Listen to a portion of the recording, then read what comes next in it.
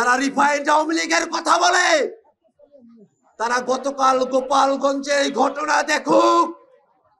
ওই আওয়ামী লীগ এখনো অস্ত্র হাতে, বিস্ফোরক দ্রব্য হাতে বাংলাদেশের জনগণের অভ্যুত্থানের নেতাদের জীবনের হুমকি হয়ে দাঁড়িয়ে আছে। এদেশের কারা ব্যবস্থা, এদেশের বিচার ব্যবস্থা এখনো পর্যন্ত জনগণের উপযোগী হয়ে উঠতে পারে নাই। মুক্তিযুদ্ধকে ৭২-এর সংবিধানের ঢাল হিসেবে ব্যবহার করার চেষ্টা করবেন না। আমরা দেশ পেয়েছি, কিন্তু মানবিক মর্যাদা এখনো সমুন্নত করতে পারি নাই। অতএব আমাদের এখনকার লড়াই দেশ পুনর্গঠনের লড়াই, নাগরিক অধিকার এবং মানবিক মর্যাদা প্রতিষ্ঠার লড়াই। এই লড়াইতে বাংলাদেশকে নতুন করে গড়তে হলে বাংলাদেশের প্রত্যেকটা রাষ্ট্রীয় প্রতিষ্ঠানকে নতুন করে ঢেলে সাজাতে হবে। বাংলাদেশের বিচার বিভাগ, বাংলাদেশের নির্বাহী বিভাগ, বাংলাদেশের সংসদে যারাই আসবে তারা জনগণের পক্ষে কাজ করবে এমন নীতি সংস্কার করে আমাদেরকে বাস্তবায়ন করতে হবে। আমরা যখন রাষ্ট্রের মৌলিক সংস্কারের কথা বলি তখন তারা মৌলিক সংস্কার থেকে নিজেদের সমর্থন ফিরিয়ে রাখে। আমরা যখন সংস্কারের কথা বলে বাংলাদেশের গণতন্ত্রকে সমুন্নত করতে চাই, এদেশের ক্ষমতা কাঠামোতে জবাবদিহিতা এবং ক্ষমতার বিকেন্দ্রীকরণ নিশ্চিত করতে চাই, ঠিক সেই সময়টাতেই একটি পক্ষ বাদ সেজে যায়। ওরা সংখ্যার বিচারে সংস্কার করতে চায়। সংস্কারের ২০টি বিষয় আসলে ১২টাতে একমত হয়ে অনেক কিছুতে তারা একমত হয়ে গেছে এমন বার্তা দিয়ে বাংলাদেশের মানুষকে তারা বিভ্রান্ত করতে চায়। যখন বাংলাদেশ রাষ্ট্রটির পা ভেঙে গেছে, যখন আমাদের হাড়কে জোড়া দেওয়া প্রয়োজন, তারা তখন চামড়ার উপরে প্লাস্টার করে মলম লাগিয়ে হাড়টাকে ভাঙ্গা রেখে তারা চিকিৎসা করে তারা ক্রেডিট দিতে চায়।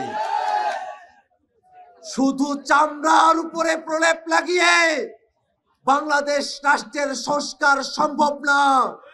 এদেশের অস্থি মজ্জায় যে গণতন্ত্র বিরোধী ফ্যাসিবাদী উপাদানগুলো রয়েছে সেগুলোকে সারিয়ে তুলে নতুন বাংলাদেশ বিনির্মাণ করতে হবে। ভাইয়েরা আমার, আজকে এমন একদিনে আমি আপনাদের সামনে উপস্থিত হয়েছি, ঠিক এই দিন গত বছর শাহবাগ থানার অত্যন্ত কষ্টদায়ক একটা গারদে আমাদেরকে থাকতে হয়েছিল। দুপুরবেলা যখন আমাকে গ্রেফতার করা হলো, রাতের বেলা রমনা থানা হয়ে পরদিন কোর্ট করে শাহবাগ থানায় এমন একটা রুমে রাখা হলো যে রুমের চারিদিকে ময়লা আবর্জনা, তেলাপোকা আরো অন্যান্য পোকামাকড় সেখানে ঘুরঘুর করছে। খুব ছোট্ট একটা শীতল পাটি, সেই শীতল পাটিতেই ঘরের এক কোণে জুলাইয়ের রাজবন্দী আমাদের ৬-৭ জনকে থাকতে হলো। বাংলাদেশ ৫৪ বছর হয় স্বাধীন হয়েছে, কিন্তু এদেশের মানুষের মানবিক মর্যাদাকে এখনো নিশ্চিত করা হয় নাই। এদেশের কারা ব্যবস্থা, এদেশের বিচার ব্যবস্থা এখনো পর্যন্ত জনগণের উপযোগী হয়ে উঠতে পারে নাই। আমরা যে নতুন বাংলাদেশ বিনির্মাণ করতে চাই, সেই নতুন বাংলাদেশে এমনকি একজন অপরাধীও তার মানবিক মর্যাদা প্রাপ্ত হবে রাষ্ট্র কর্তৃক স্বীকৃত আইন স্বীকৃত নাগরিক অধিকার প্রাপ্ত হবে। ভাইরা আমার, সেই নতুন রাষ্ট্র বিনির্মাণের জন্য আওয়ামী সন্ত্রাসী, দখলবাজ, খুনি, গণহত্যাকারী, মানবতা বিরোধী অপরাধী, আমরা তাদের বিচার প্রত্যাশা করেছি। আমরা চেয়েছিলাম মানবতা বিরোধী আওয়ামী লীগের বিচারের মধ্য দিয়ে বাংলাদেশে শান্তির পরিবেশ আমরা কায়েম করতে পারবো। কিন্তু দুর্ভাগ্যের বিষয়, এতগুলো মানুষকে হত্যা করার পরেও আওয়ামী লীগের নেতা কর্মীদের মধ্যে এখনো পর্যন্ত কোনো অনুশোচনা পাপবোধের জায়গা তৈরি হয় নাই। ঠিক এই সময়টাতে দেশি বিদেশি নানা ধরনের ষড়যন্ত্র, ভালো আওয়ামী লীগের থিওরি দিয়ে, রিফাইন্ড আওয়ামী লীগের থিওরি দিয়ে আওয়ামী লীগের রাজনীতিকে বাংলাদেশে পুনর্বাসিত করতে চায়। যারা রিফাইন্ড আওয়ামী লীগের কথা বলে তারা গতকাল গোপালগঞ্জে এই ঘটনা দেখুক। ওই আওয়ামী লীগ এখনো অস্ত্র হাতে, বিস্ফোরক দ্রব্য হাতে বাংলাদেশের জনগণের অভ্যুত্থানের নেতাদের জীবনের হুমকি হয়ে দাঁড়িয়ে আছে। গত বছর 16 জুলাইতে আমাদের ভাই আবু সাইদকে যখন হত্যা করা হলো, বাংলাদেশের মানুষেরা সিদ্ধান্ত নিয়েছিল আর ঘরে বসে থাকার সময় নাই, আর লুকিয়ে থাকার সময় নাই, আর পিছিয়ে থাকার সময় নাই। আওয়ামী লীগের স্বৈরতন্ত্রের বিরুদ্ধে আমাদের সকলকে রাজপথে আসতে হবে। ঠিক 1 বছর পরে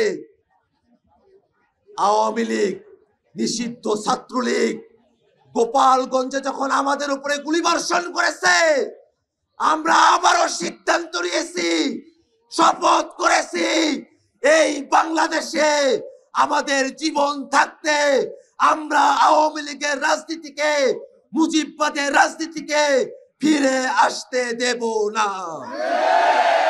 ভাইরা আমার, এই বাংলাদেশে মুজিববাদী সংবিধানের মধ্য দিয়ে আমাদের অভ্যুত্থানের আকাঙ্ক্ষাকে, মুক্তিযুদ্ধের আকাঙ্ক্ষাকে দাবিয়ে রাখার প্রচেষ্টা করা হচ্ছে।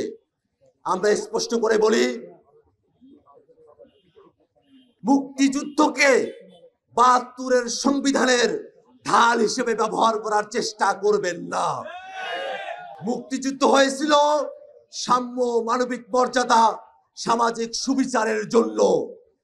আর বাংলাদেশের সংবিধানটা করা হয়েছিল শেখ মুজিবকে বাংলাদেশের একাধিপত্য দেওয়ার জন্য। সেই সংবিধানকে আরো কাটাছেঁড়া করে ওরা বাকশাল করেছিল, ওরা ফেসিবাদ করেছিল, ওরা বাংলাদেশের মানুষের গণতান্ত্রিক আকাঙ্ক্ষাকে লুণ্ঠন করেছিল।